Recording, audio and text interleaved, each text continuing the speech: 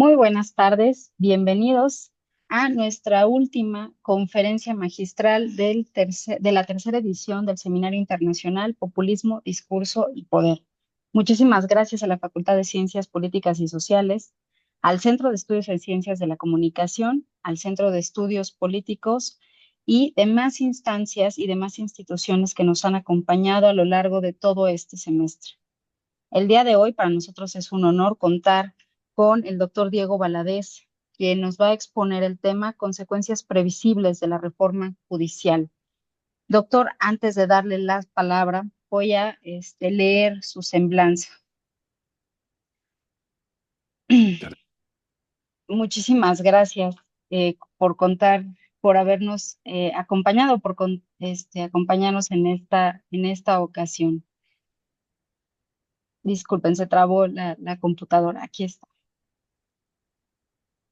El doctor Diego Valadez es doctor en Derecho por la Universidad Complutense de Madrid, autor, entre otros, de los siguientes libros: La dictadura constitucional en América Latina, La Constitución reformada, Constitución y política, El control del poder, Constitución y democracia, Problemas constitucionales del Estado de Derecho, así como Problemas y perspectivas del sistema presidencial mexicano.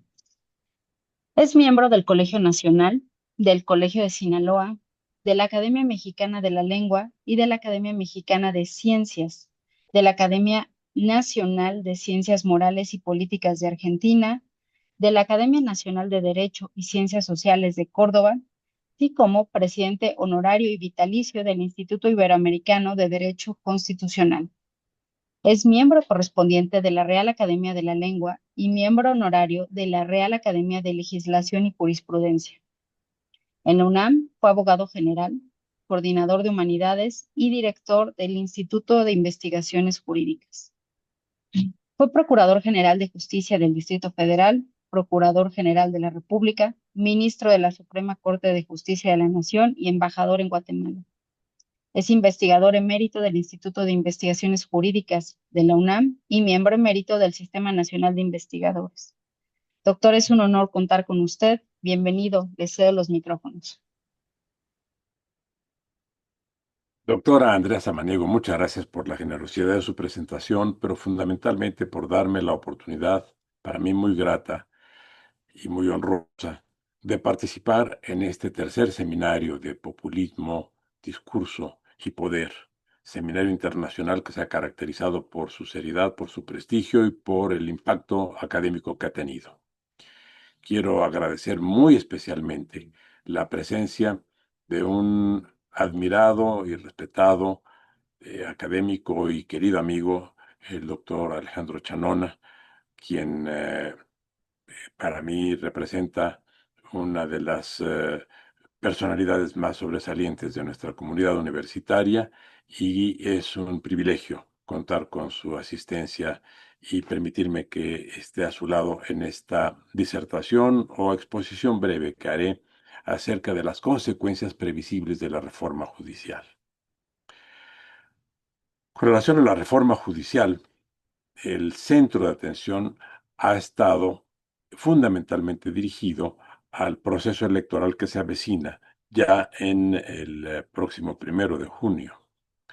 Pero con independencia de todas las expresiones de análisis y de evaluación acerca de esa jornada y de los elementos que la han precedido y los múltiples juicios y expresiones que se han vertido con relación a la pertinencia o improcedencia de la reforma en materia de justicia, yo me voy a referir en este caso a lo que ocurrirá a partir del día siguiente de las elecciones. Esto es, cuáles son las consecuencias previsibles de las elecciones, cualquiera que sea el resultado con relación a quienes resulten designados o elegidos para ocupar los diferentes cargos que han sido convocados para el proceso electoral.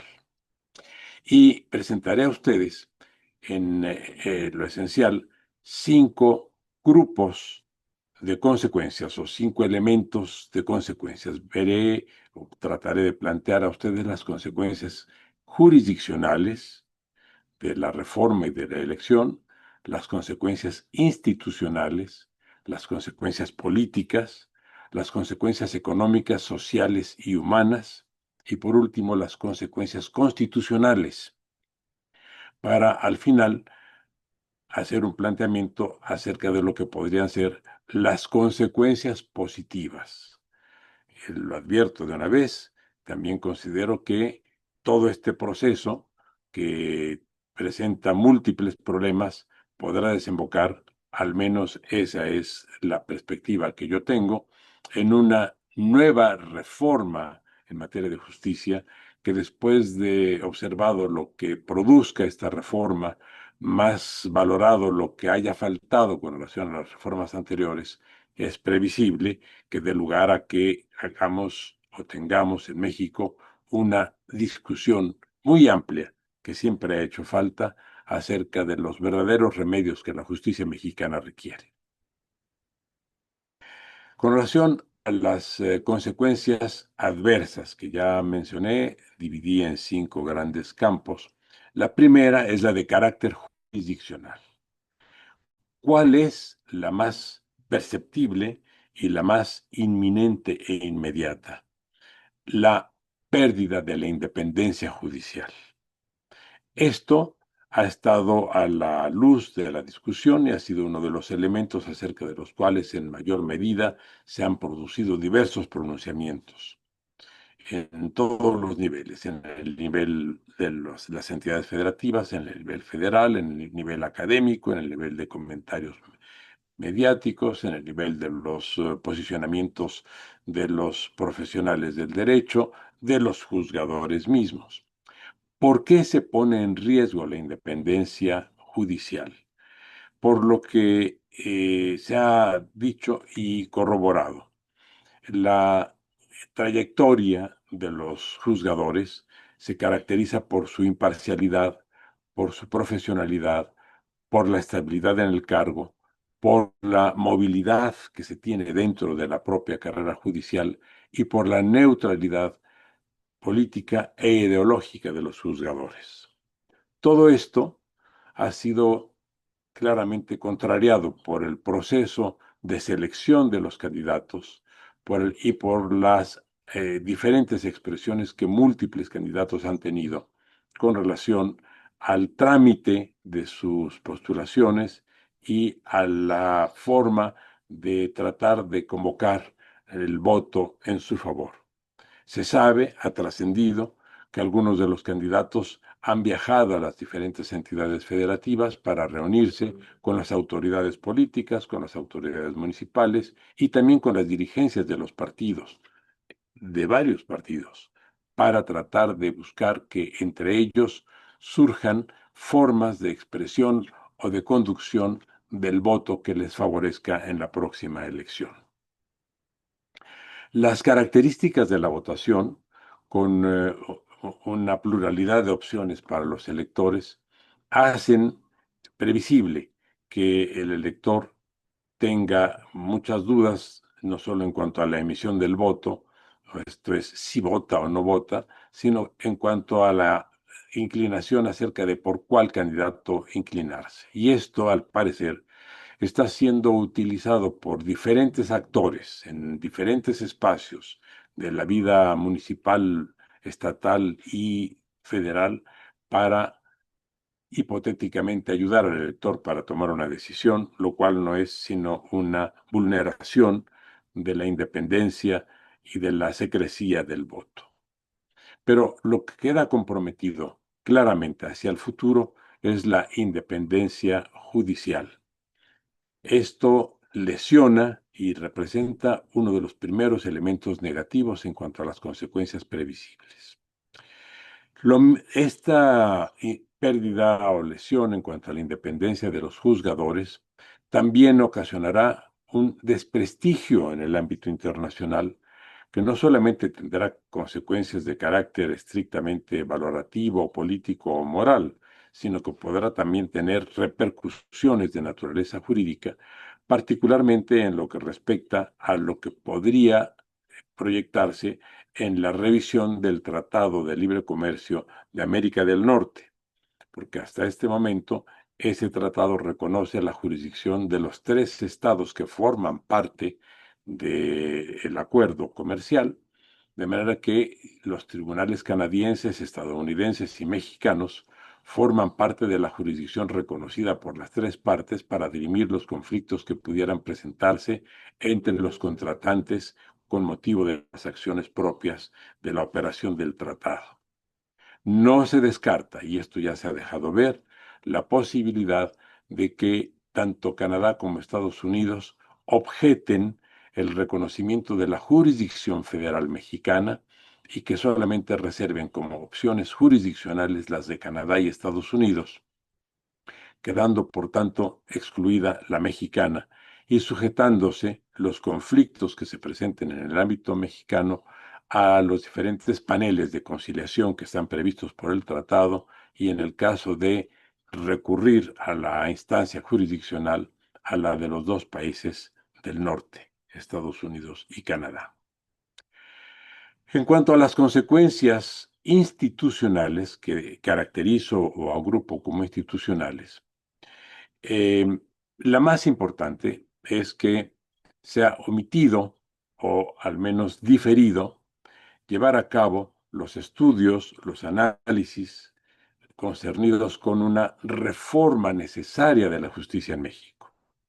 Es evidente que la justicia mexicana había alcanzado niveles sin precedente en cuanto a la eh, diligencia de los juzgadores, en cuanto a la formación de quienes impartían justicia, en cuanto a las características de objetividad, de imparcialidad, de independencia, de preparación o capacitación y también de solvencia profesional.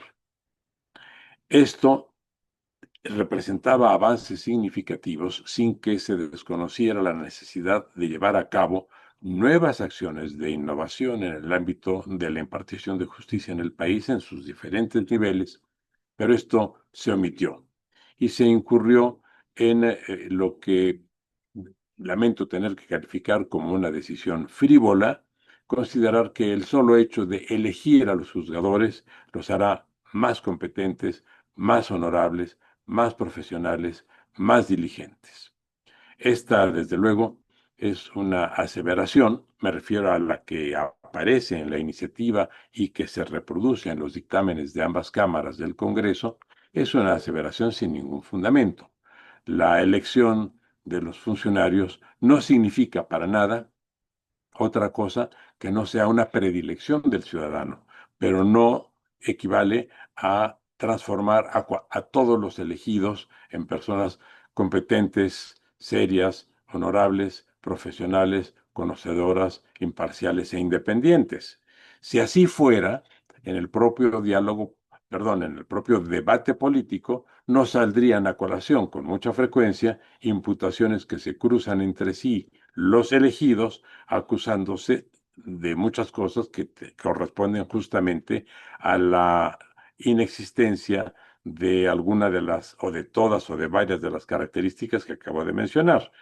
Eh, Justamente una de las descalificaciones o de las acciones permanentes en el debate político consiste en la descalificación del adversario, acusándolo de alguna insuficiencia en cuanto a las características que se exigen para los juzgadores, pero que se considera que los juzgadores tendrán por el solo hecho de ser elegidos. No tendríamos ningún gobernante que careciera de esas aptitudes y ningún representante político que careciera de esas aptitudes si la elección tuviese esa virtud taumatúrgica de convertir a todos los elegidos en seres prácticamente perfectos.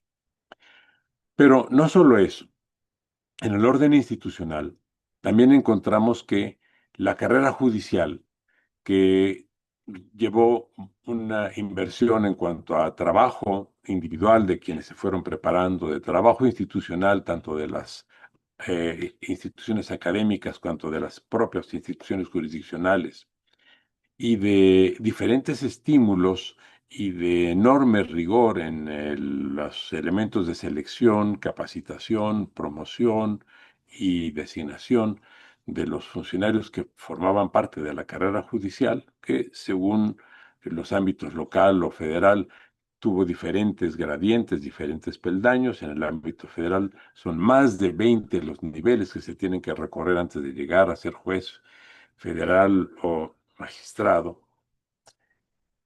Esto implica una fractura, una ruptura de la carrera judicial, porque ya se sabe, y lo está demostrando la experiencia, que quienes en su mayoría se inscribieron para participar en el proceso electoral carecían o carecen de carrera judicial y se llega entonces por la vía a la judicatura, por la vía política.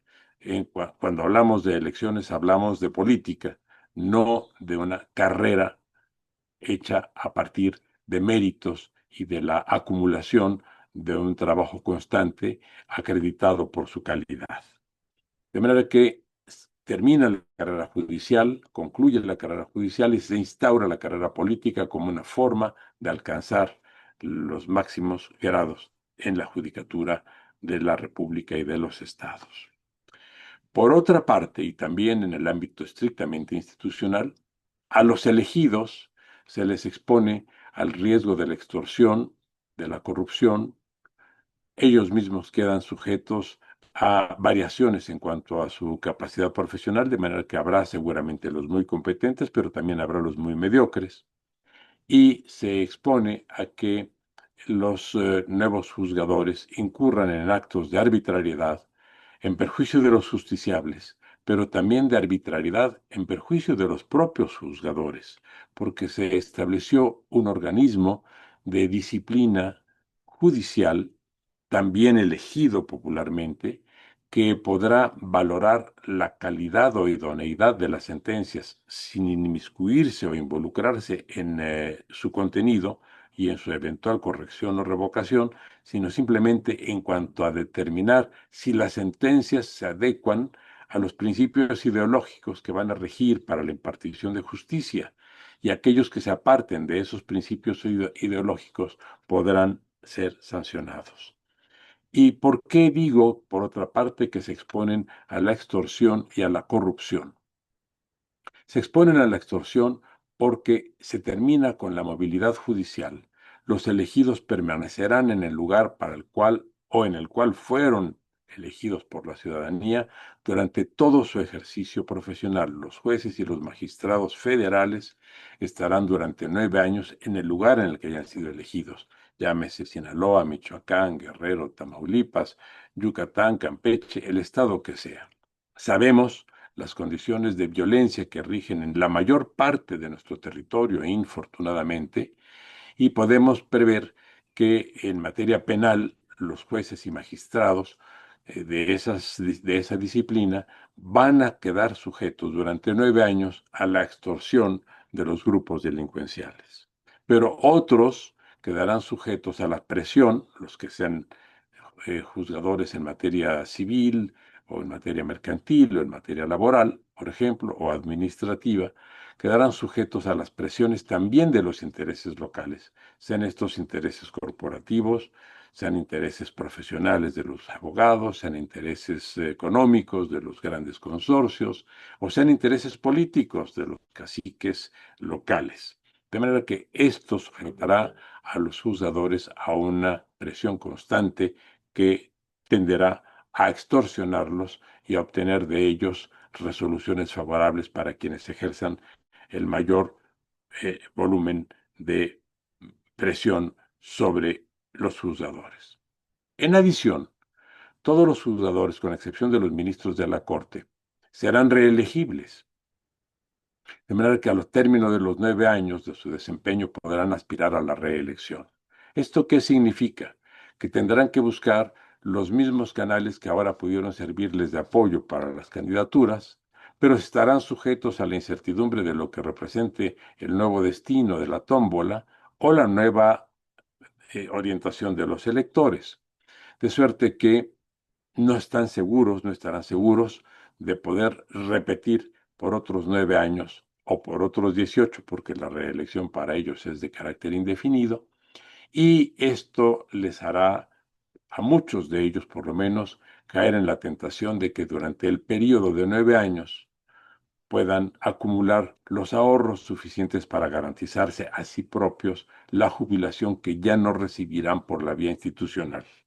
Porque, como sabemos, las personas elegibles o elegidas no son sujetas de eh, jubilación.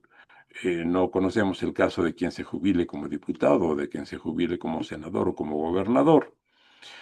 Claro, pueden acumular años de antigüedad en el ISSSTE, pero eso es exactamente lo que no tendrán asegurado porque dependería de la reelección y esa, como ya dije, se convierte en un elemento de incertidumbre. La tercera consecuencia adversa es la de carácter político. Lo hemos visto ya en las campañas y es previsible por las expresiones que tienen y que son públicas, son del conocimiento general, que es la ideologización de sus propias posiciones. Y por otra parte, el hecho de que la eh, presión a la que van a estar sujetos, sobre todo aquellos que tienen que ver con la determinación de créditos fiscales o con las condiciones a las que se enfrenten las personas que son puestas a su eh, consignadas en su jurisdicción con motivo de cargos de carácter penal, pues, ¿qué pasará cuando sucumban ante las presiones económicas o de violencia ejercidas por los diferentes grupos o políticas, pues que pondrán en riesgo la política de seguridad y de justicia en el país? De suerte que afectarán ya no solo a los intereses de los juzgados, de los justiciables, sino que también afectarán el éxito de las políticas públicas seguidas en contra de los delincuentes o de las políticas públicas seguidas en contra de quienes manifiesten o practiquen algún tipo de defraudación fiscal. De suerte que esto también tendrá una consecuencia política adversa. En el orden de las consecuencias económicas, sociales y humanas. Bien, uno de los elementos esenciales de toda institución pública es la confianza. Y por lo que llevo dicho, la desconfianza con relación a la idoneidad, objetividad e imparcialidad e independencia de los juzgadores será una de las características que dominen en el ámbito social mexicano. La desconfianza, pues, sustituirá a la confianza que hasta ahora se ha tenido en los juzgadores del país. Pero también la incertidumbre, porque el justiciable no sabrá en qué términos va a resolver el juzgador, porque los elementos ideologizantes o políticos o de presiones diversas harán que el juzgador no se sujete solo a los términos previstos por la norma, y esto generará un enorme nivel de incertidumbre en el juzgador, que a su vez se traduce en inseguridad jurídica. Todo esto afecta a las relaciones personales, afecta a las relaciones de carácter mercantil, afecta a las transacciones de todo género, el tipo de contratación, esto es, los contratantes se verán en condiciones de enorme incertidumbre en cuanto a la capacidad que tendrán de ejercer por la vía jurisdiccional el cumplimiento o demandar por la vía jurisdiccional el cumplimiento de de las obligaciones contractuales que hayan concertado. Y, por supuesto, afectará los derechos fundamentales o humanos de la población mexicana. Habida cuenta de que ya tenemos un grave déficit en cuanto a las eh, frustraciones que los mexicanos tienen que soportar por parte de los órganos no jurisdiccionales de defensa de los derechos humanos, que también son públicas, ahora se encontrarán en la misma circunstancia de duda y de incertidumbre con relación a la defensa o garantía de sus derechos fundamentales por la vía jurisdiccional. Llego al punto quinto, al de las consecuencias constitucionales. Nuestra Constitución establece en el artículo 40 que México es una república representativa democrática, laica y federal. Desde mi punto de vista, estas 5 características que la Constitución establece con relación a nuestra vida institucional y constitucional se verán afectadas. ¿Por qué? En el caso de la República. Una república implica un sistema de controles, de relaciones simétricas y de igualdad de derechos, de uniformidad de derechos y con la seguridad también de que no habrá ningún nivel de prevalencia de mayorías sobre minorías. Las repúblicas son justamente el territorio que pertenece a todos. Es la cosa pública, es la cosa compartida, lo común, lo que nos concierne por igual en condiciones exactamente simétricas. La elección supone una vulneración, en los términos que se ha planteado, de este principio republicano, porque justamente lo que se dice en la propia en la iniciativa, en los dictámenes y lo que se reproduce y hemos visto durante las campañas es que se buscará que la justicia sea la justicia para las mayorías, en interés de las mayorías y por encargo o comisión de las propias mayorías. Supone, pues, una corriente explícita de exclusión de las minorías, una ruptura del principio republicano constitucional. En cuanto al principio de representatividad, en este momento lo que existe en el país es una distinción entre las funciones jurisdiccionales y las funciones administrativas que corresponden a méritos y las funciones de carácter político y en particular representativo. Los gobernantes son elegidos por mayoría, pero sin que esto signifique que actúen solo en nombre y representación de las mayorías. Están obligados a atender los derechos de las minorías y a respetarlos.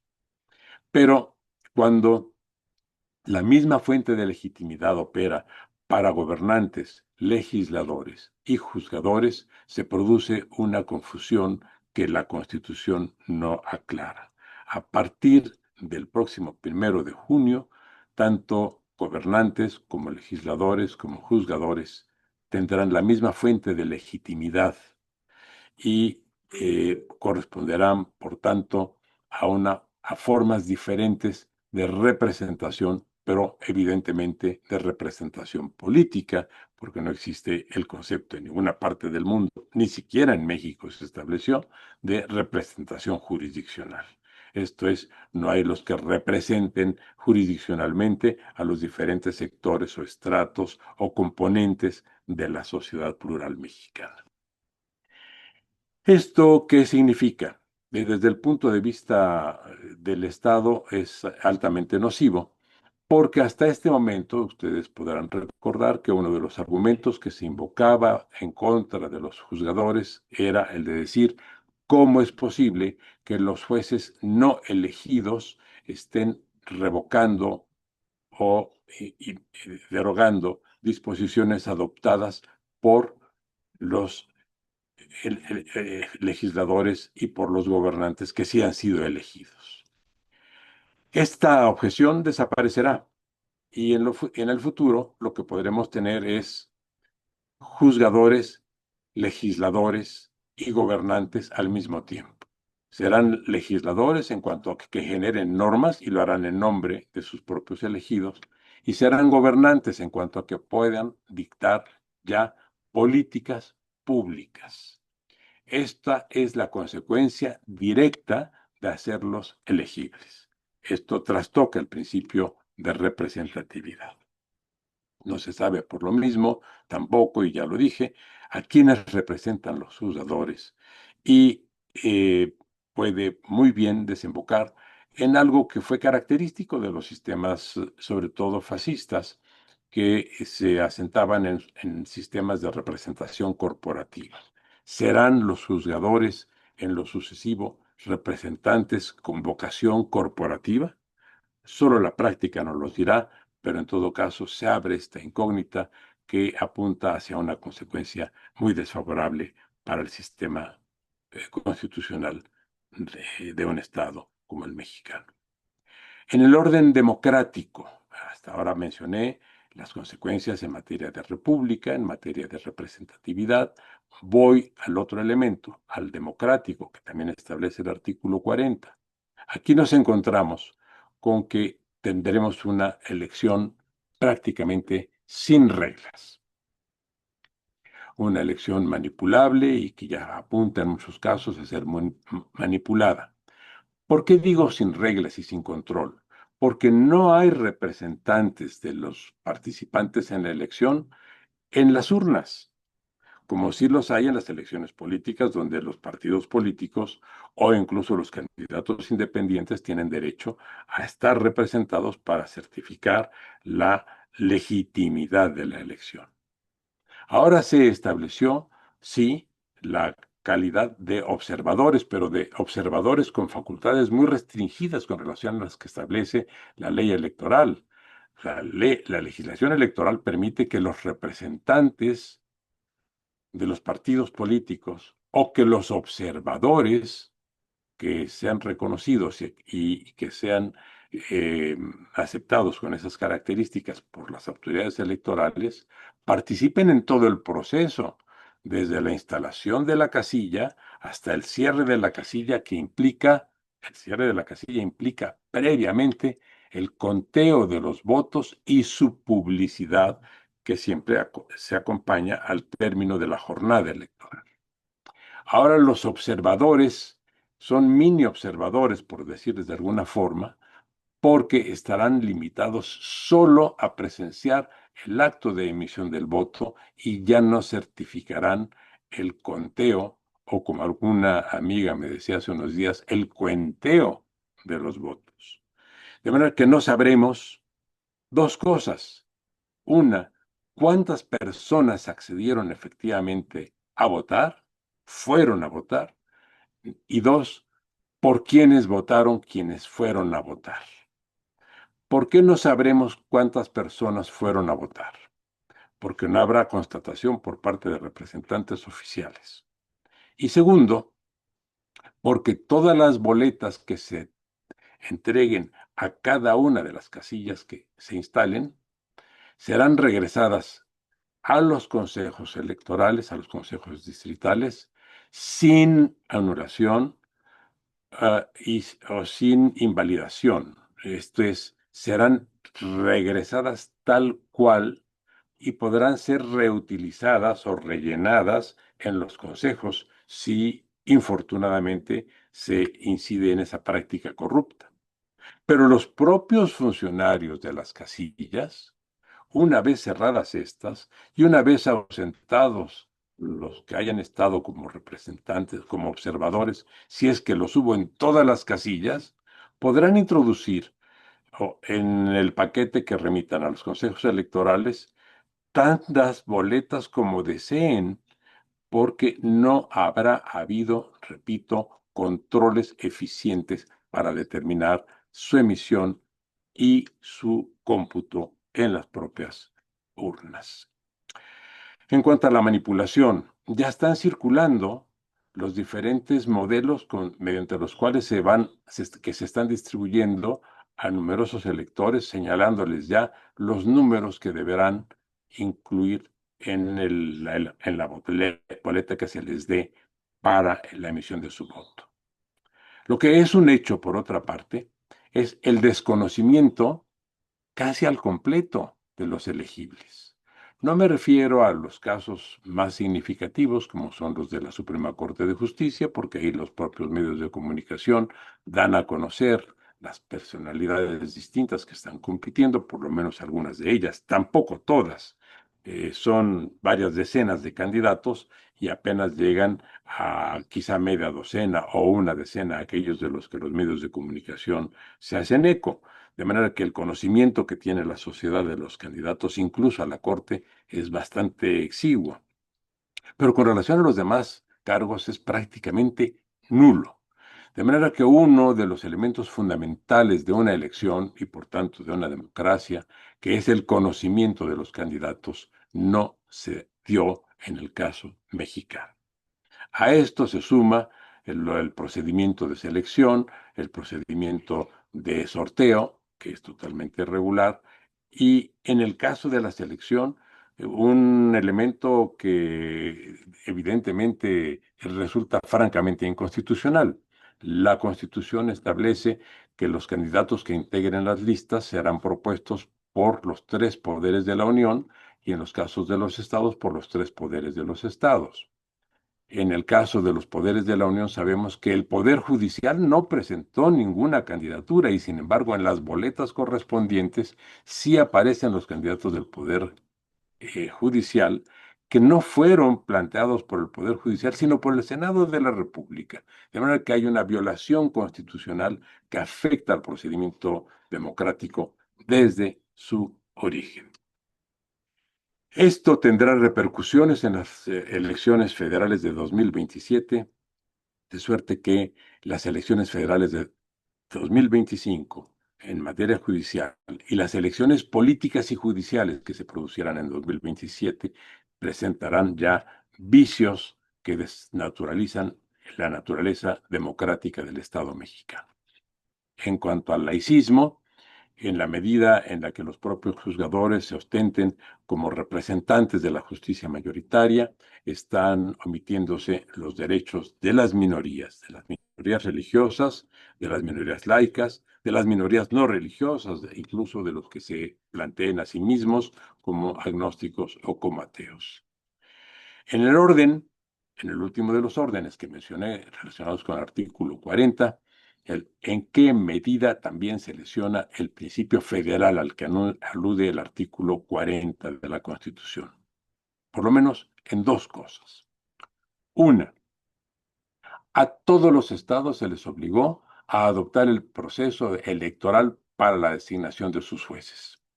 Curiosamente se invocó el, el caso como precedente de Estados Unidos, pero en Estados Unidos cada estado es libre de tomar la decisión de elegir a sus jueces e incluso de establecer el procedimiento electoral que deseen aplicar para la elección de sus jueces. Y de los 50 estados de la Unión Americana, hay 20 que han rechazado la elección de los jueces. Y de los 30 que la practican, hay por lo menos 5 procedimientos electorales distintos. En México el procedimiento electoral es uno solo y fue impuesto por la Federación y fue impuesto además a los 50 estados, destruyendo, por tanto, la libertad de los estados para definir su régimen interno de gobierno que establece la propia Constitución. Y por otro lado, a lo que da lugar es al fortalecimiento donde ya existe o al resurgimiento donde habían desaparecido los cacicazgos. Y lo estamos viendo en casos tan concretos como un estado, digamos, hay varios ejemplos, pero en Durango, curiosamente, hay 39 vacantes para la selección, para los jueces y magistrados locales.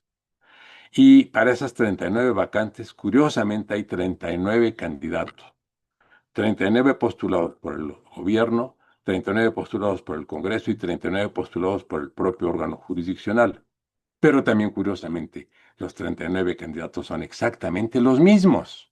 O sea, una peculiarísima coincidencia de los comités de selección, de las tómbolas que mágicamente coincidieron y de la voluntad, finalmente, de los tres órganos del poder. ¿Qué indica esto? Cacicazgo y violación, por tanto, del principio de soberanía, perdón, de autonomía de los estados en cuanto al federalismo. Concluyo en los próximos 4 minutos, porque también dije que aludiría a las consecuencias previsibles positivas. Creo que todo esto, que llevará a un gran naufragio de la reforma, obligará en algún momento eh, más cercano o más lejano, pero en algún momento a replantear una nueva forma de organización de la justicia en el país. Y entonces estaremos en posibilidad de discutir múltiples factores que han venido faltando desde 1917, cuando fue abolida la Secretaría de justicia en el país. Con motivo de la inexistencia de una Secretaría de Justicia, el Estado mexicano al completo, el Estado mexicano como tal, ha carecido de una política de justicia. ¿Qué quiero decir con esto?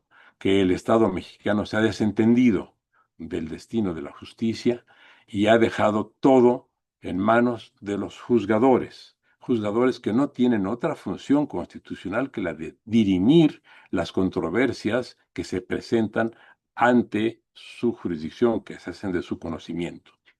Pero, ¿quién en México revisa la calidad de las normas? No tenemos estudios de calidad normativa, no tenemos estudios de impacto normativo, no tenemos estudios e indicadores de eficiencia jurisdiccional, no sabemos qué juzgados funcionan mejor o peor, tanto en lo federal cuanto en lo local. No tenemos control de la calidad de la enseñanza jurídica. No hay colegiación de los abogados, de manera que es imposible determinar la capacidad profesional y la idoneidad ética de los intermediarios entre juzgadores y justiciables. No hay instrumentos para medir cuál es el nivel de cumplimiento espontáneo de la norma en el país. No tenemos conocimiento de los costos de litigación y de la duración de la litigación en ninguna parte de México. No sabemos cuáles son los mecanismos alternativos de composición de conflictos. No hemos hecho estudios científicos de las causas de la impunidad en el país.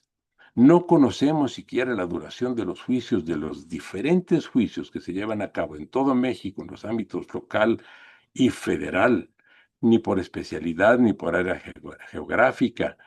No conocemos tampoco los efectos de la justicia en cuanto a la seguridad de la mujer, de los grupos vulnerables, como son los infantes, los enfermos, los ancianos, las personas con discapacidad. Esto afecta la seguridad jurídica de las personas, afecta la estabilidad social, afecta la dinamización de la economía y no lo tenemos medido. Desconocemos los efectos en cuanto a las relaciones familiares y a la violencia intrafamiliar, de la incapacidad de promover el acceso a la justicia. Por tanto, todos estos elementos y muchos otros que hemos venido arrastrando por décadas, incluso por centurias, serán los que seguramente aflorarán y se convertirán en temas de debate público, porque una de las características de esta reforma es que por primera vez en la historia de México ha involucrado a la sociedad, no en el proceso electoral, pero sí en el proceso de discusión de la justicia. La justicia es hoy un tema de opinión pública y eso es lo único positivo que le veo a esta reforma. Son 40 minutos y agradezco muchísimo esta oportunidad de haber conversado con ustedes. Muchas gracias, doctora Samaniego, muchas gracias a quienes han seguido esta emisión y muchas gracias en particular a mi querido y admirado director Chanona. No, al contrario, doctor. Muchísimas gracias por estas palabras y esta reflexión sobre las consecuencias que usted está revisando en torno a la reforma judicial. Ahora le voy a dar la palabra al doctor Alejandro Chanona, que es un honor contar con él en esta sesión. Y antes de darle la palabra, doctor, le voy a leer su semblanza. El doctor Alejandro Chanona Burguete es profesor investigador titular de tiempo completo en la Facultad de Ciencias Políticas y Sociales de la Universidad Nacional Autónoma de México, institución de la que actualmente es director. Es miembro del Sistema Nacional de Investigadoras e Investigadores, SNI, nivel 2. Fue galardonado con el Premio Universidad Nacional en el área de docencia en ciencias sociales en 2021. Es pionero en el estudio de los regionalismos comparados y de la Unión Europea en México. Fundó el Centro de Estudios Europeos de la Facultad de Ciencias Políticas y Sociales. Ha dirigido diversos proyectos de investigación sobre regionalismos comparados y seguridad internacional en el marco del Programa de Apoyo a Proyectos de Investigación e Innovación Tecnológica, PAPIT, de la UNAM. Asimismo, ha participado en múltiples proyectos a nivel internacional, Fue miembro del Civil Society Reflection Group for Global Development Perspectives, que agrupó a liderazgos de la sociedad civil y academia, autores del informe No Future Without Justice, presentado en la cumbre de Río +20. Es miembro del Consejo de Honor de la Asociación Mexicana de Estudios Internacionales, MEI, organización que presidió en el bienio 2003-2005, y es asociado del Consejo Mexicano de Asuntos Internacionales, COMEXI, y miembro de la International Studies Association, ISA. Doctor, muchísimas gracias. Es un honor contar con usted. Muchísimas gracias por la invitación, a la doctora Samaniego y a su equipo, pero también es un honor para mí poder hacer preguntas pertinentes y comentarios de una presentación muy sólida y brillante como la del doctor Valadez, partiendo del hecho de que mi sesgo, siendo politólogo internacionalista, me deleité con su disertación sobre temas estrictamente de las ciencias jurídicas, pero me despertó inquietudes muy importantes donde yo quisiera, después de su brillante presentación, doctor Valadez, eh, señalar lo siguiente. Creo que después de escuchar a nuestro querido investigador emérito, creo que arroja claves para indagar sobre el fortalecimiento de las instituciones democráticas y los regímenes políticos, no solamente en México, sino también en América Latina, independientemente de la agudeza con lo que trató el caso del tema. Y creo que la problemática que aborda, en particular para nuestro país, es muy reveladora. Y debo ser muy honesto intelectualmente. A mí me aclara dudas interesantes sobre la perspectiva de este ejercicio en el que estamos involucrados y que tendrá un momento importante en la elección que ya se mencionó con abundancia y con plenitud por parte de su presentación. Sobre este particular me gustaría, aprovechando su presencia, hacer algunas preguntas. Tengo más preguntas que comentarios específicos en las diferentes dimensiones que él planteó, ¿no? Las jurisdiccionales, institucionales, políticas, el bloque de económicas, humanas y sociales, y particularmente en donde es un doctor, el caso de las constitucionales. Yo quisiera que nos pudiera ampliar algunos comentarios en las siguientes preguntas, doctor Valadez. Primera pregunta que tengo, y si soy reiterativo con algunos ángulos que ya abordó, de todos modos creo que lo hago en beneficio de los estudiosos y estudiosas de las ciencias sociales, más allá de las ciencias jurídicas. Primera pregunta, ¿qué estándares se ponen en tela de juicio a nivel internacional? Es decir, yo lo veo en un marco comparado con otros ejercicios democráticos, otros regímenes políticos y democracias en América Latina y el Caribe. Y hablo para vernos en un marco comparado con nuestra querida región latinoamericana.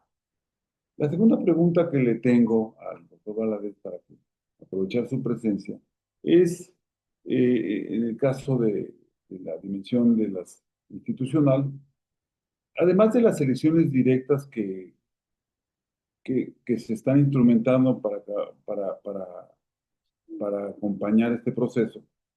Eh, yo le reitero la pregunta, aunque ya abundaba en algunas ventanas de oportunidad en las consecuencias positivas, pero yo creo que valdría la pena insistir, ¿qué más se pudo haber instrumentado, si así lo considera el doctor Valadez, para acompañar esta reforma? Es decir, además de las elecciones directas, ¿qué más se pudo haber instrumentado para acompañar esta reforma? Si él considera que había una ventana de oportunidad en el proceso mismo.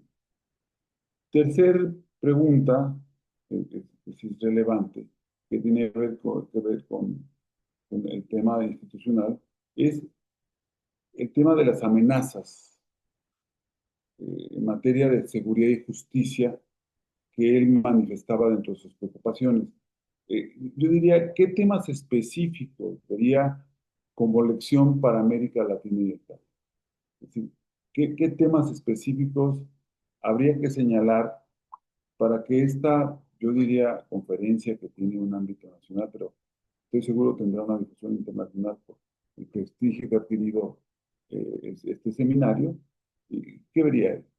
Y la cuarta pregunta que yo le haría al doctor Valadez sería, cuando disertaba en torno al artículo 40 y los ejes y principios, desde la representatividad hasta llegar a la laicidad, entre otros, y sería, eh, ¿cómo, cómo recuperar la representatividad? O sea, cómo ver a los poderes judiciales en otros países que sin ser elegidos, por eso es el fondo de la pregunta, en países donde el poder judicial sin ser elegido funcionan a favor del interés público, es decir, de los derechos fundamentales de las personas.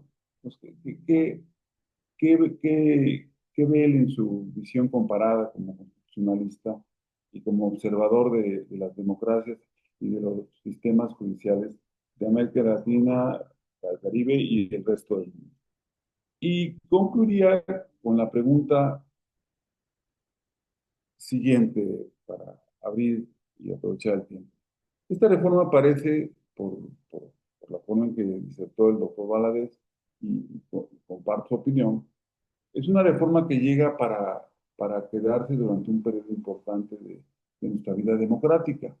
Él proyectaba ya el 2027 como algo relevante, y en ese sentido, un poco de 25, 27, ¿qué ve que pueda hacer, digamos, este laboratorio social de nuestro sistema político como ensayo y error? Pero ¿qué ve más allá del 2027 y qué se podría corregir?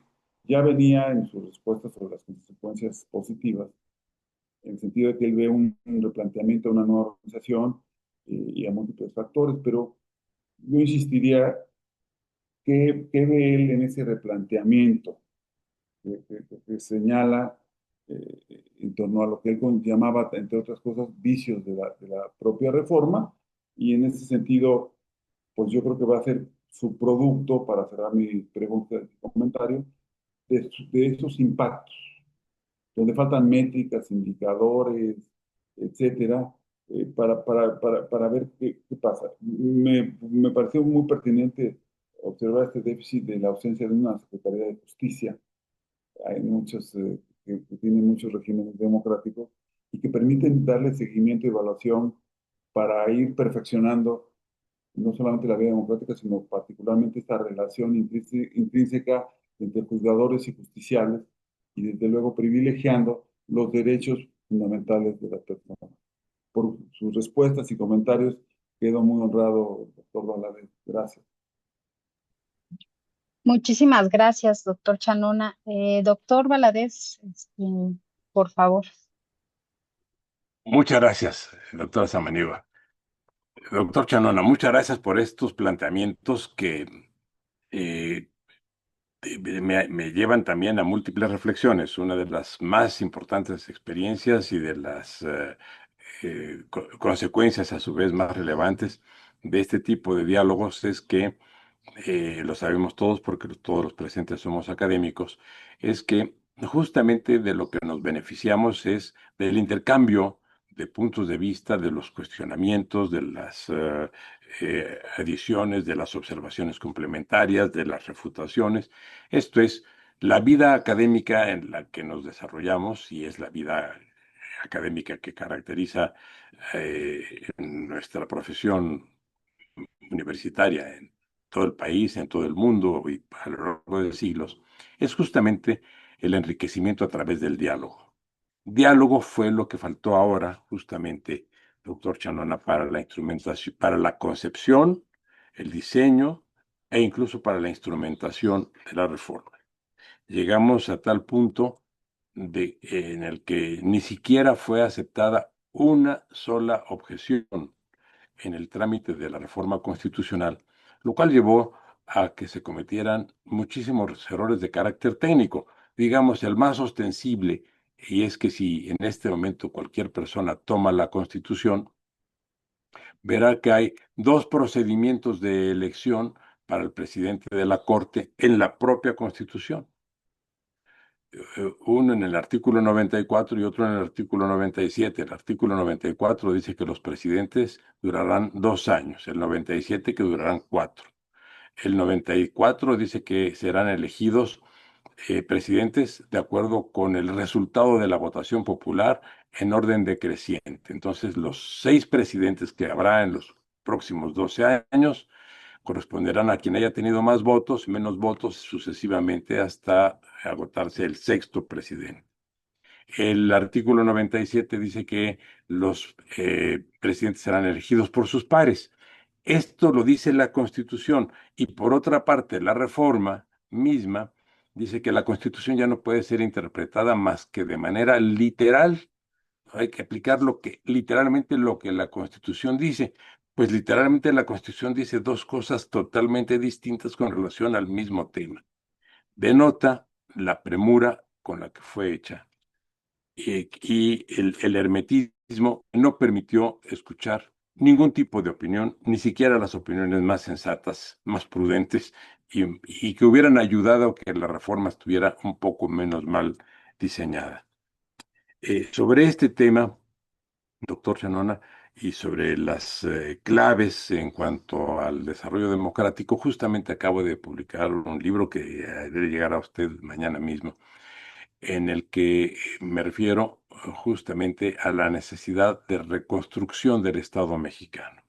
Hace muchas décadas, y usted fue un partícipe en este proceso, se habló de la reforma del Estado y si se hubiese reformado el Estado como se planteaba o por lo menos se hubiera accedido a entrar al fondo de los problemas del Estado, hoy no estaríamos viviendo esto.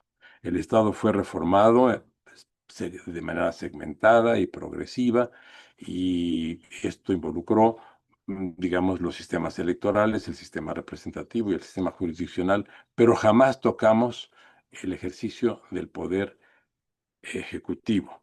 Y por tanto, en México hoy, por ejemplo, en la Constitución tenemos la función de gobierno, pero no tenemos ningún órgano de gobierno, de manera que la concentración del poder en el presidente deriva de la propia configuración y determinación constitucional.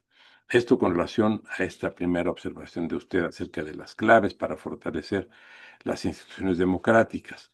En cuanto a los estándares en materia internacional, por lo que respecta al ejercicio jurisdiccional, lo que tenemos es que, y así está resuelto ya, y lo expresan tanto las convenciones americana como europea en materia de derechos humanos, la exigencia fundamental en cuanto a la garantía de los derechos fundamentales que establecen las convenciones internacionales, en el orden mundial y en los órdenes regionales y en los órdenes institucionales, es la independencia de los jueces.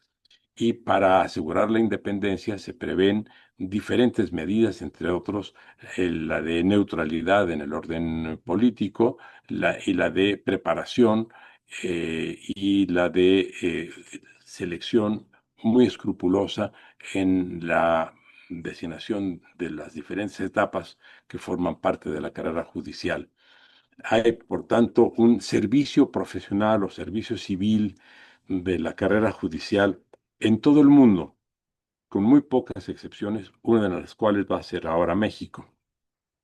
Pero debo decir que inclusive donde hay elecciones para los jueces constitucionales, como es el caso de Bolivia, solamente en el caso de Bolivia se elige a la Corte Constitucional, pero no al resto del sistema jurisdiccional, que sigue siendo sujeto a la carrera profesional de la judicatura. Y en el caso de Estados Unidos, en los 30 estados donde se llevan a cabo elecciones para los jueces, también está regulada la carrera judicial sin ninguna interferencia en cuanto al procedimiento electivo, que es el que permite la designación de los jueces. Los jueces llegan por la vía electoral, pero saben que tienen que apoyarse en una estructura jurisdiccional administrativa que ha sido seleccionada muy escrupulosamente por mecanismos muy objetivos y que sus niveles de discrecionalidad son relativamente acotados. Eh, ¿Qué podría hacerse para mejorar la actual reforma? Desde mi punto de vista, señor director, doctor Chanona, nada.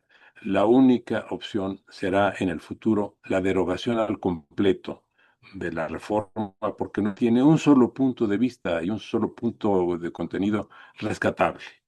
Es de tal manera inusitado lo que se ha hecho, y bien lo han dicho las actuales autoridades y las anteriores autoridades, lo decían a título de, digamos, ejemplaridad, señalando que México es un caso único en el mundo, y tienen toda la razón.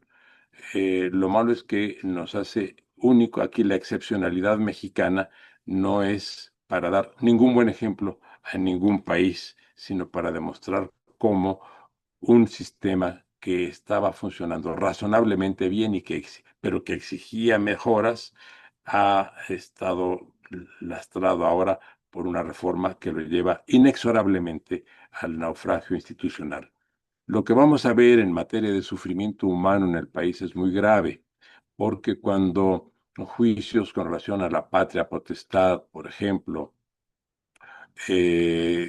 o a la determinación de las adjudicaciones de herencias que no hayan sido objeto de testamento, eh, o en cuanto a la custodia de los hijos menores, o en cuanto a la calificación de las características de las suspensiones de pagos, todo lo que se lleva ante los jueces. Estoy solo señalando alguna cosa, algunos elementos.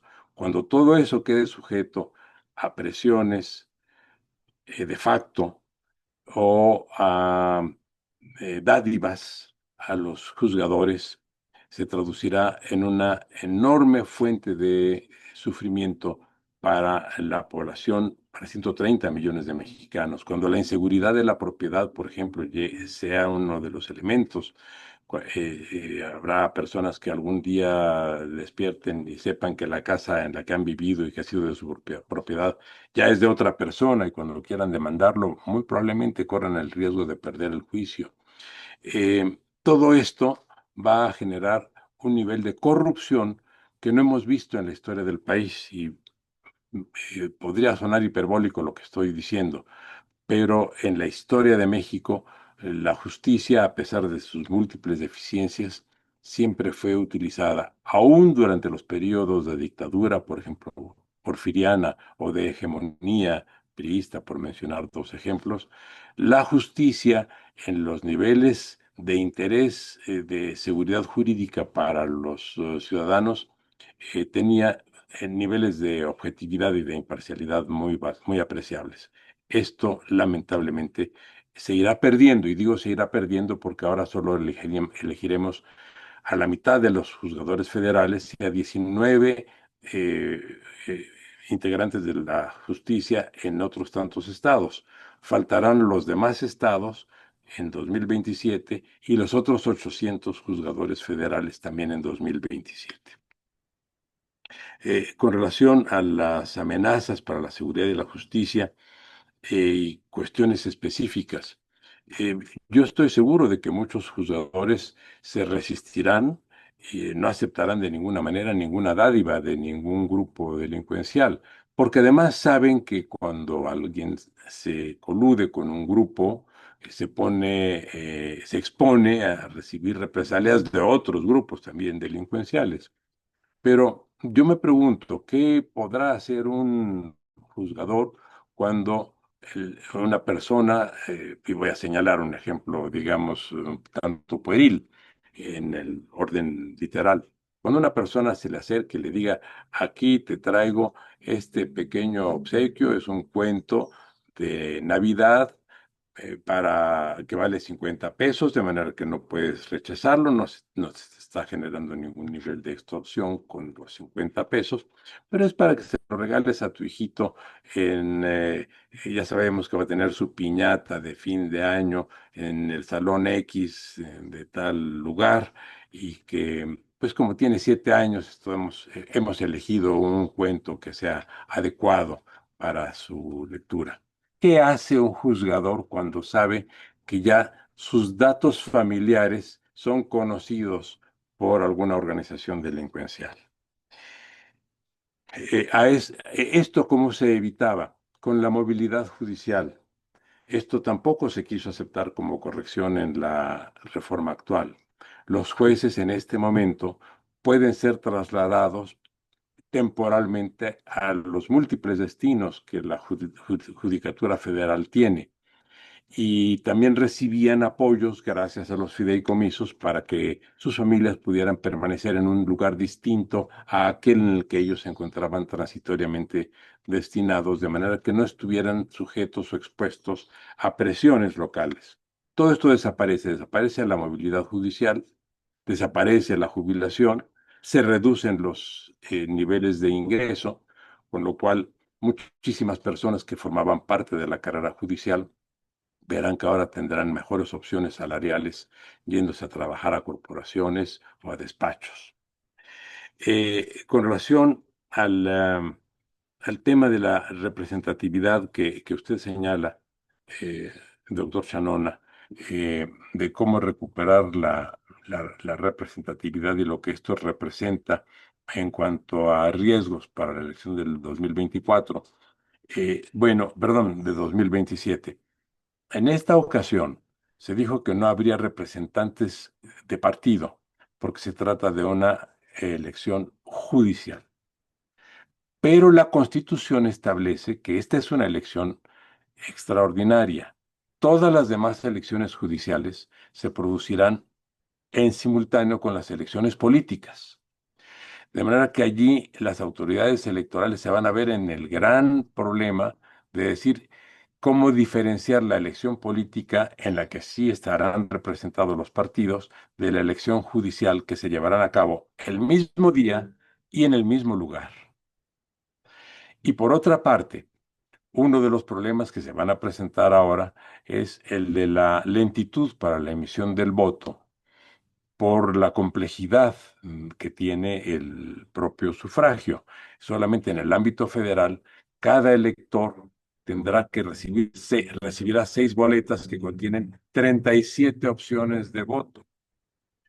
Esto frente a la simplicidad de la elección política. ¿Qué significa lo que acabo de decir? Que en la elección de 2027, en las mismas urnas, tendremos una elección política y una elección apolítica. ¿Cómo diferenciar la naturaleza de los representantes o no que se admitan? Es todo un tema que tendrá que resolver el Instituto Electoral. Pero cómo resolver también la ralentización del voto en perjuicio de quienes van a elegir dentro de 2 años. Vamos a elegir 500 diputados, 14 gobernadores, más de 600 diputados locales, alrededor de 1,400 alcaldes. Es todo un tema que podrá afectar la legitimidad de los elegidos en la elección política en aras de la elección judicial. Y finalmente, planteaba usted eh, qué puede regularse y qué podrá corregirse en el futuro. Eh, y señala usted también lo significativo que puede ser el establecimiento de la Secretaría de Justicia. La Secretaría de Justicia, señor director, fue suprimida en 1917, al mismo tiempo y en el mismo transitorio, en el transitorio 14 de la Constitución de 17, al mismo tiempo que la Secretaría de Instrucción Pública, porque se entendió, así lo entendieron los constituyentes de Querétaro, que tanto la función de justicia como la función de educación debían ser transferidas a los estados. Como se vio que la respuesta institucional de los estados era muy débil con relación a ambos aspectos, pero particularmente al de educación, la primera reforma constitucional que se produjo, que fue promovida, por cierto, por un rector de la universidad, José Vasconcelos, en 1921, planteó la derogación de una parte del artículo 14 transitorio de la Constitución y se suprimió la referencia a la prohibición de la Secretaría o a extinción de la Secretaría de Instrucción Pública. Con esto se reconstituyó, se replanteó la Secretaría que ahora se llama de Educación Pública. Con los efectos que ya sabemos, lo primero fue una gran campaña de alfabetización y ya sabemos todo lo que la Secretaría de Educación Pública representa, sin que afecte que los estados tengan sus propios sistemas a través de sus propias secretarías de educación y sus propios sistemas también de educación. Pero en el caso de justicia, la experiencia fue muy diferente. Algunos estados en el curso del tiempo transcurrido entre 1917 y 2025 establecieron secretarías de justicia. Lo hizo Baja California en algún momento, Chiapas en otro momento, el más reciente, el Estado de México. Pero el Estado de México tuvo Secretaría de Justicia hasta el último periodo de gobierno. En el actual periodo de gobierno, lo primero que se hizo fue, por razones económicas, extinguir la Secretaría de Justicia.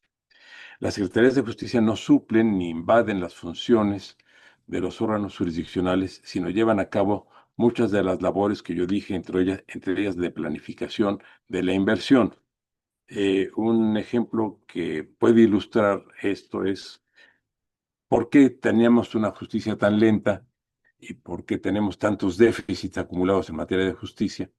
Pues porque en México, por ejemplo, tenemos 5 jueces por cada, entre federales y estatales, 5 jueces por cada 100,000 habitantes frente a Costa Rica, que tiene 25. Estoy señalando el caso de un país cercano y de un país de una economía significativamente menos potente que la mexicana. Y los problemas de justicia en Costa Rica se han resuelto en cuanto a acceso a la justicia, justamente por esa gran inversión que ha hecho el Estado costarricense. En México no la ha hecho. Esos son los elementos que conciernen a una Secretaría de Justicia. Prever una inversión significativa, más todos los otros elementos a los que hice alusión. Y en esa medida fortalecer algo que es capital, el acceso de los justiciables a la justicia, aspecto que tenemos muy descuidado en nuestro país y acerca del cual el Estado mexicano no ha tenido una política clara a lo largo de la existencia, de la vigencia de la Constitución de 1917, con algunas excepciones. Por ejemplo, quien más se preocupó por mejorar los niveles de acceso a la justicia y apoyó al orden jurisdiccional fue el presidente Miguel de la Madrid, hasta que luego tuvimos la reforma de 1994-95, que se emparejó con la Constitución, perdón, con el proceso democrático, porque permitió, usted lo conoce por experiencia propia, que las minorías parlamentarias o congresuales pudieran impugnar por la vía de la acción de inconstitucionalidad las decisiones que reputaran inconstitucionales de las mayorías parlamentarias.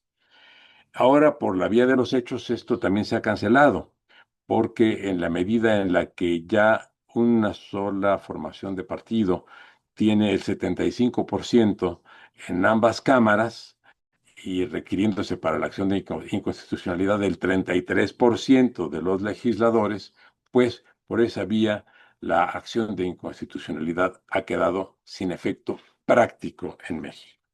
Como podemos ver, la justicia ha servido también para la democracia y ahora para llevarnos a la reforma de la justicia hubo necesidad de perturbar y de violentar la Constitución en cuanto a la integración del Congreso, con lo cual se perdió no solamente la posibilidad de introducir reformas a la iniciativa en materia de justicia, sino también se afectaron y prácticamente anularon algunas garantías jurisdiccionales para la defensa de las minorías por la vía de la acción de inconstitucionalidad. Le agradezco muchísimo sus comentarios, he tomado nota de todo y serán para mí objeto también de una nueva reflexión. Gracias, doctor Chanal. Muchísimas gracias. Voy a leer comentarios que se hicieron en el público. Para los que son, digamos, defensores de esta reforma, parte de lo que se argumentó es, bueno, pues que el Estado, de acuerdo con la Constitución, reconoce que la soberanía se encuentra esencialmente en el pueblo, ¿no? Y que el pueblo tiene todo derecho, tiene derecho de modificar en cualquier momento su régimen, ¿no? eh, Se encuentra contenido en el supremo poder que se compone del poder ejecutivo, legislativo y judicial. En este sentido, parte de los que defienden esta reforma decían, el poder judicial no es autónomo, ¿no? Porque lo excluimos de o sea, excluimos de la toma de decisión del pueblo a este poder, ¿no? Entonces, que ahí también en el Poder Judicial radica la esencia soberana, ¿no? Esa es como parte de una de las preguntas que están haciendo, sobre todo de quienes defienden cómo pues es una manera de otorgarle esa soberanía al pueblo en el Poder Judicial en específico.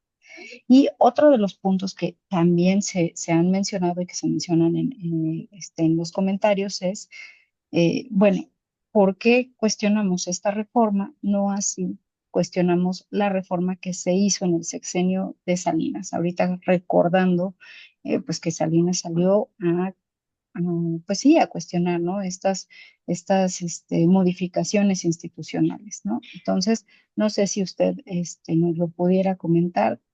Es una perspectiva que usted tiene especialista en el tema y que pudiera esclarecer sobre todo a estos puntos que utilizaban pues para defender esta reforma.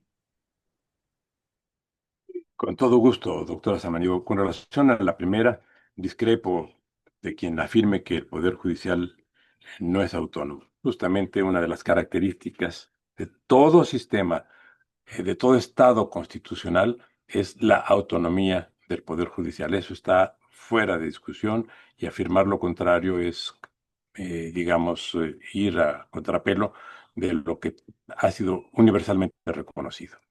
En cuanto a la segunda, tal vez no se refiere a una reforma de Salinas, sino supongo que de Zedillo, a la reforma judicial promovida por Zedillo, al inicio de su gobierno, al inicio del 1 de diciembre de 1994 y 3 o 4 días después presentó una reforma a la Constitución, que es la que está en vigor, cumplió ya 30 años. Y bueno, ¿por qué no fue cuestionada? Pues no fue cuestionada porque, entre otras cosas, representó un gran avance. Se dijo, sin ningún fundamento, que aquella reforma constituía, así se llegó a afirmar, un golpe de Estado porque desaparecía un poder. Esto se debió a que tardó efectivamente entre la vigencia de la reforma constitucional, que fue el 1 de enero de 1995, y la propuesta de integración de la Suprema Corte de Justicia. Pero en aquella época, y muchos lo controvertimos, pues no se trataba de la desaparición de un poder. La Constitución decía y dice que el Poder Judicial de la Federación está integrada por la Suprema Corte de Justicia, por los tribunales y por los juzgados de distrito. Ahora adiciona también al Tribunal Electoral, que en ese momento no lo incluía. De manera que mientras subsistieran tribunales y juzgados, el Poder Judicial seguía actuando y efectivamente siguió actuando. Lo único que faltó durante un poco más de un mes fue el órgano llamado Suprema Corte de Justicia. Esto se debió, la demora, vaya, creo que pudo haberse hecho con mayor diligencia, pero no afectó en todo caso la naturaleza y la composición del órgano, de manera que no hubo en ese sentido la disolución de un órgano. Y en segundo lugar, no hubo tal golpe de Estado. Un golpe de Estado significa el desconocimiento por parte de un órgano constituido de la Constitución, o sea, del orden constitucional por parte de un órgano constituido. Y en el caso de una iniciativa no se trata de ningún golpe de Estado, fue una iniciativa que se presentó al Congreso, que el Congreso aprobó con muchas modificaciones y que luego fue enviado a los diferentes congresos o legislaturas estatales y aprobado también por ellas, de manera que no fue el desconocimiento del orden constitucional, sino una modificación al ordenamiento aprobado en los términos que establece la Constitución en su artículo 135. De manera que, pues por eso no fue impugnada. ¿Y qué ventajas tuvo?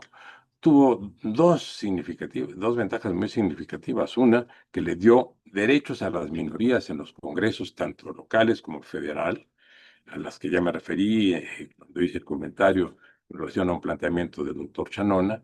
Y en segundo lugar, que estableció también las controversias constitucionales para impedir la invasión de competencias, lo cual fue una reforma muy federalista porque permitió que tanto estados como municipios pudieran defender sus competencias frente a presuntas invasiones de la federación y viceversa. También la federación, por supuesto, tuvo facultades para ejercer los mismos derechos en los casos en los que otras autoridades invadían o pudieran haber invadido sus competencias. De suerte que a lo que contribuyó fue a consolidar el Estado de Derecho en México. Y finalmente, como ese tribunal, esa corte quedó transformada realmente en un tribunal constitucional, tuvo una tercera enorme ventaja. Las la Constitución mexicana hasta ese momento había sido una norma, pero también un elemento de discurso y proclamas políticas. Una vez que hay un tribunal constitucional, todo lo que la Constitución establece se convierte en norma jurídica porque todo, absolutamente todo, es exigible por la vía jurisdiccional, lo cual no ocurría con antelación. Por eso antes se diferenciaba la Constitución, la parte orgánica de la Constitución de la parte dogmática, y en la parte dogmática se diferenciaban los derechos subjetivos y la parte llamada programática, esto es, lo que se incorporaba a la Constitución como programa a largo plazo. La Constitución no puede ser un programa a largo plazo, esos son los planes políticos y de gobierno. La Constitución es una norma y lo que la Constitución establece es exigible ante los tribunales. Esos fueron los avances de la reforma del año 95, de manera que, muy lejos de impugnarla, esa reforma, la mayor parte de la población la recibió con entusiasmo, con beneplácito y con muy buenos resultados a lo largo de 30 años. Muchas gracias, doctora Samaniego. No, muchísimas gracias. Y de nueva cuenta, bueno, pues gracias a usted, doctor Diego Valadez, al doctor Alejandro Chanona. Siempre el tiempo es, pues el peor de todos los enemigos. Yo les agradezco muchísimo y no sé, doctor Chanona, si quisiera dar algunas palabras o alguna frase de cierre. Una disculpa. Simplemente celebro el seminario, felicito al equipo. Andrea, yo te reconozco porque además fui jurado de su tesis doctoral, por eso con tanta familiaridad me acerco. Felicidades a Daniel y a Alejandra, pero particularmente tener el privilegio de compartir con el doctor Valadez un espacio privilegiado universitario y que sigan siendo muchos los éxitos. Enhorabuena, gracias. Pues muchísimas gracias, gracias tanto al doctor Diego Valadez, al doctor Chanona por esta exposición, doctor Valadez, por la claridad conceptual respecto de lo que pasa, ¿no? De lo que pasó con la reforma en materia legal y las implicaciones sociales que usted estaba comentando. Yo le agradezco a nuestros expositores a lo largo de estas 14 sesiones y en especial también a la maestra Alejandra de Alba y al equipo de investigación en ciencias de la comunicación, pues por ayudar en la gestión, a la maestra, pues por estar aquí e impulsar, ¿no? Todos estos temas y esta discusión. Le agradezco a la Facultad de Ciencias Políticas y Sociales siempre el apoyo. Doctor Chanona, de nueva cuenta, muchas gracias por todo el apoyo en la gestión y a los centros participantes. Con esto damos por concluida la tercera emisión de este seminario internacional Populismo, Discurso y Poder y pues esperemos el próximo semestre una cuarta emisión. Doctor Valadez, no me queda más que pues invitarlo, pues ya después, el próximo semestre, que nos dé un panorama ya después de las elecciones y ya con mayores elementos de análisis al doctor Chanona, pues para que nos comente sobre temas de populismo en Europa o seguridad en Europa, que también es algo que está recurrente, que es recurrente en los discursos populistas, el tema de la seguridad. Les agradezco de nueva cuenta y pues le agradezco a la audiencia que sin ella pues no podríamos o no tendríamos esta razón de divulgación de la ciencia. Muchísimas gracias y les envío un cordial saludo. También un saludo, muchas gracias. Muchas gracias, señor director. Gracias, doctora Samaniego. Gracias, maestra de Alba. Ha Gracias a sido un honor para mí. Muchas gracias. Gracias. Gracias. Muchísimas gracias, doctor. Y bueno, quería comentarle, hay un estudiante que está haciendo ahorita su tesis y